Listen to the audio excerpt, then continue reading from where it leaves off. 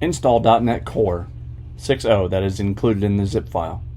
Then install the offline agent.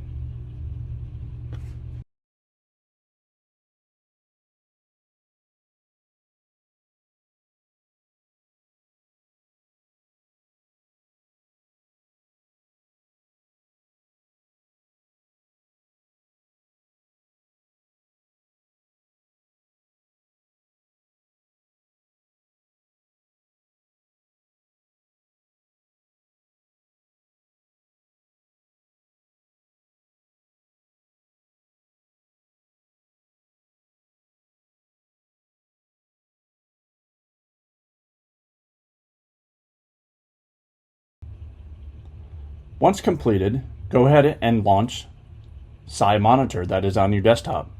This will begin to launch the application. You'll see the notifications down in your taskbar.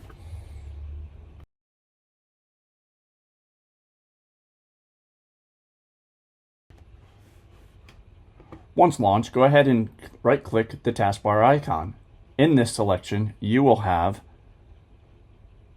the discovery engine, as well as you will have the vulnerability scanner and the application discovery scanner. All applications will be presented by HTML file in your default browser.